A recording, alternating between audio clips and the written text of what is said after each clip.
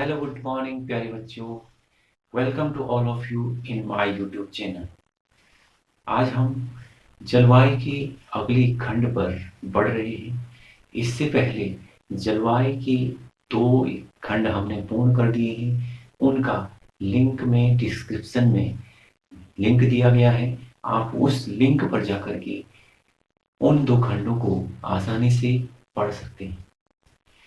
आज जो तीसरा खंड है वह मानसून का भारत में आगमन के बाद मानसून का किस प्रकार वितरण होता है और भारतीय क्षेत्र पर, पूरे भारतीय प्रदेश पर किस प्रकार मानसून का प्रभाव पड़ता है, यह आज का नया खंड है। तो आइए सबसे पहले हम जानते हैं कि मानसून का किस प्रकार भारत में आगमन हुआ और भारत में पहुंचने के बाद कहां कहां मानसून का प्रसार हुआ। जैसे कि हमको पता है कि हिंद महासागर में उच्च वायुदाब का क्षेत्र है और भारतीय स्थलखंड पर निम्न वायुदाब का क्षेत्र बना हुआ है और हमेशा हवाओं का जो मूवमेंट करने की जो दिशा होती है उच्च वायुदाब से निम्न वायुदाब की ओर होती है।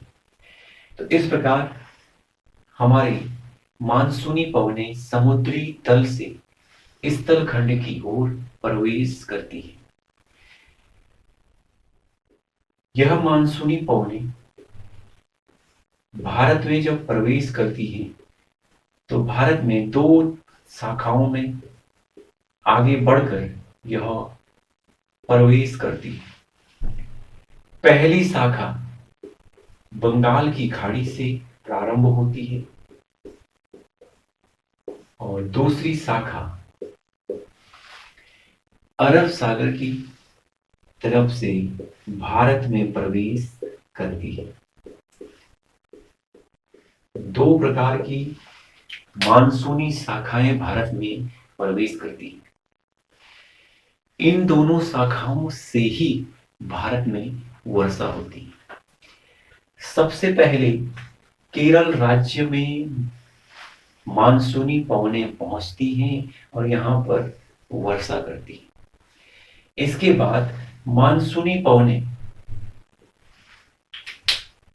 बंगाल की खाड़ी की शाखा आगे बढ़ती हुई भारत के पूर्वी तट को आगे वर्षा कराती हुई बंगाल की खाड़ी में प्रवेश करती है और बंगाल की खाड़ी में प्रवेश करने के बाद पुनः इन पवनों में जलवाष्प मौजूद हो जाता है। जलवाष्प यह ग्रहण कर लेती हैं और पुनः आगे बढ़ करके मेघालय के पठार में स्थित गारो खासी जयंतिया की पहाड़ियों पर टकरा कर सबसे अधिक वर्षा करती है और यहीं पर भारत का ही नहीं बल्कि विश्व का सबसे अधिक जन वर्षा वाला स्थान मासिन राम भी स्थित है।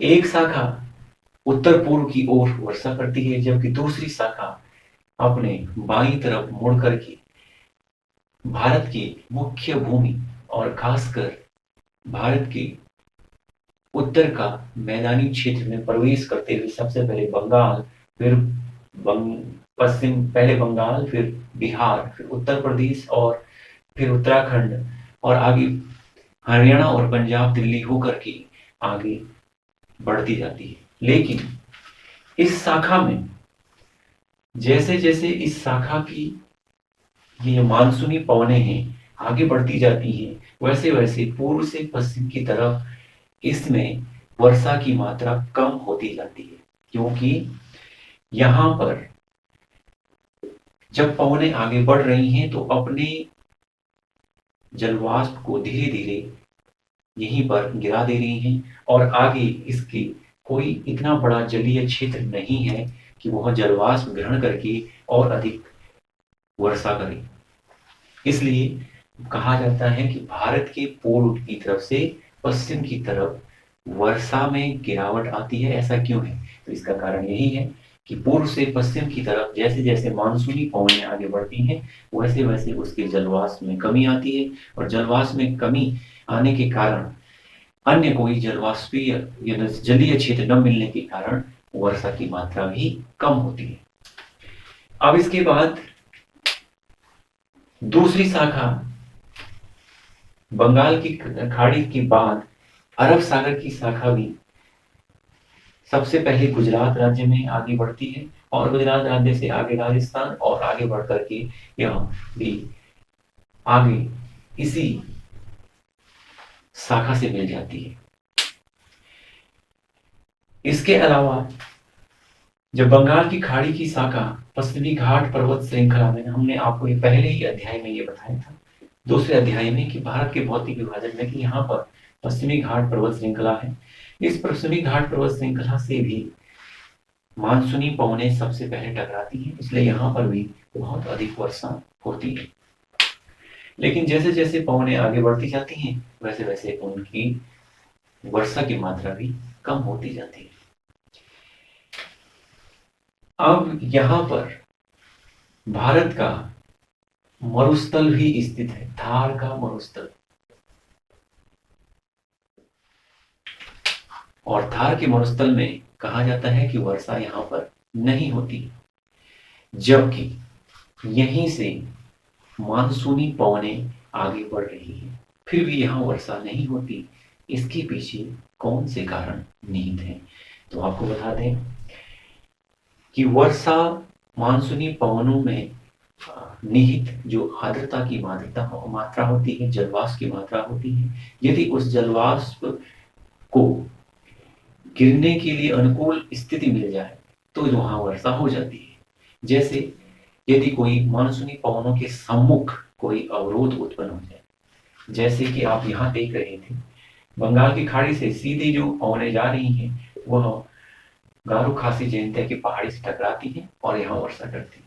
लेकिन यहाँ अरावली पर्वतमाला स्थित होने के बावजूद भी, क्योंकि ये अरावली पर्वतमाला अवरोध का काम नहीं कर रही बल्कि यहाँ समानांतर रूप से उन पवनों के सीध में खड़ी है, इसलिए इसको रोकने का काम यह नहीं कर पा रही है। दूसरी अरावली पर्वत की ऊंचाई भी अब धीरे धीरे कम हो चुकी है, अवशिष्ट पर्वत यह बन चुका है, इसलिए यह मानसूनी पवनों को भी नहीं रोक पा रहा है। इस प्रकार यहाँ वर्षा की मात्रा नहीं हो पाती। बंगाल की खाड़ी से जो भी मानसूनी पवनें आती हैं वह भी वर्षा, क्योंकि यहाँ आते आते इनकी जलवाष्प की मात्रा भी कम हो जाती है, इसलिए यहाँ वर्षा नहीं हो पाती। तो यही कारण है कि मानसूनी पवनें या थार के मरुस्थल तक पहुंचते पहुंचते या तो उनकी जलवाष्प की मात्रा समाप्त हो जाती है या उनमें अवरोध के लिए कोई भी पर्वत श्रृंखलाएं नहीं मिलती, इसलिए यहाँ वर्षा नहीं होती। आपके अभ्यास के लिए यह प्रश्न बहुत ही महत्वपूर्ण है और आपके सिलेबस में डिफाइन है। ये क्वेश्चन आने की भरपूर और मैं कह सकता हूँ 100% चांसेस है। तो इस प्रकार हमने वर्षा का वितरण देख लिया है। मानसूनी पवनों से पश्चिमी घाट, केरल राज्य और उत्तर पूर्वी राज्यों में, साथ ही हमारे अंडमान निकोबार द्वीप समूह में बहुत ही अधिक वर्षा होती है। बंगाल की खाड़ी और पश्चिम बंगाल से लेकर के बिहार तक इसमें वर्षा की मात्रा अधिक होती है, लेकिन जैसे जैसे आगे बढ़ते हैं इसमें वर्षा की मात्रा कम होती जाती है। इसी प्रकार यदि हम देखें प्रायद्वीपीय पठार में भी वर्षा की मात्रा सामान्य रहती है, और जब ये मध्य प्रदेश वाला जो खंड है जहाँ हम बुंदेलखंड और अन्य प्रकार के जो क्षेत्र हैं, ये सूखा प्रभावित क्षेत्र इसीलिए हैं क्योंकि यहाँ पर मानसूनी पवनों का सीधा संपर्क नहीं हो पाता। इस प्रकार हमने समझ लिया है कि मानसून का वितरण किस प्रकार भारत में मिलता है। मानसून का प्रभाव यही है, यदि मानसून अच्छे समय पर और सही मात्रा में मानसून पहुंचता है तो भारतीय कृषि अच्छी दशा में फल फूलती है, और यदि वर्षा अति ज्यादा आ गई या वर्षा नगण्य हो गई तो भारतीय कृषि पर इसका विपरीत प्रभाव पड़ता है और भारत में अकाल जैसी संकट का सामना भी करना पड़ता है। भारत में मानसून अधिक कब आता है और भारत में मानसून प्रबल कब नहीं रहता है, इसके पीछे भी एक वैज्ञानिकों ने कुछ कारण बताए हैं। उनमें से प्रमुख कारण एल नीनो प्रभाव है। ये एल नीनो प्रभाव ही भारतीय मानसून को कभी अधिक मात्रा में प्रभावित करता है और कभी भारतीय मानसून कम मात्रा में प्रभावित होता है। अभी हमने यहाँ पे देखा, जब सामान्य विश्व के मानचित्र पर हम देख रहे हैं, जब सामान्य भारत में मानसूनी पवनें चल रही हैं, तब हिंद महासागर में लो प्रेशर विकसित हो रखा है। ये हमने यहाँ भी पढ़ लिया था। यहाँ पर हाई प्रेशर विकसित हो रखा है, क्योंकि यहाँ हाई प्रेशर है तो यहाँ पर लो प्रेशर है, और ये हाई प्रेशर से लो प्रेशर की तरफ यहाँ मानसूनी पवनें चल रही हैं। और ये हाई प्रेशर मेंटेन और अधिक तब हो जाता है क्योंकि इस समय यहाँ पर हमने जब समुद्री जल धाराओं के बारे में पढ़ा था, तो समुद्री जल धारा में प्रशांत महासागर से निकलने वाली जो परिप्रशांत वृत्तीय जो ठंडी जल धारा है, वह पेरू तट से टकरा करके आगे पेरू या हम्बोल्ट की जलधारा बन जाती है, और यह एक ठंडी जलधारा है। इस ठंडी जलधारा के कारण ही इस क्षेत्र में उच्च वायुदाब पाया जाता है। इस क्षेत्र में भी उच्च वायुदाब है और इस क्षेत्र में भी उच्च वायुदाब है।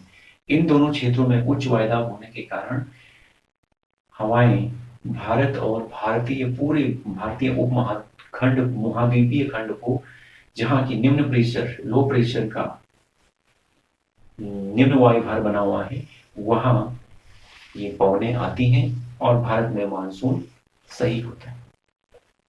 लेकिन जिस वर्ष पेरू की ठंडी धारा नहीं चलती, बल्कि उसकी जगह पर अल्पकालिक रूप से एल नीनो जल धारा विकसित हो जाती है। एल नीनो एक गर्म जलधारा है।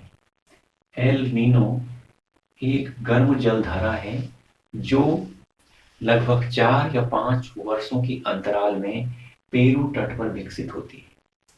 और यहाँ पर जब ये जलधारा विकसित हो जाती है, तो गर्म जलधारा होने के कारण यहाँ उच्च वायुदाब से यहाँ का वायुदाब निम्न वायुदाब हो जाता है, और निम्न वायुदाब होने के कारण यहाँ हिंद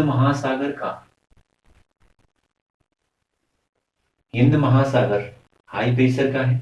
तो हिंद महासागर से जो पवनें भारत में जाने चाहिए थी, वो ट्रांसफर होकर के सीधे प्रशांत महासागर की ओर आ जाती हैं। तो इस प्रकार भारत में वर्षा कम होती है, क्योंकि जो पवनें भारत की तरफ जानी थी, उनमें से अधिकतर पवनें प्रशांत महासागर में लो प्रेशर एरिया बिल्ड होने के कारण उस ओर मुड़ जाती है। तो इस प्रकार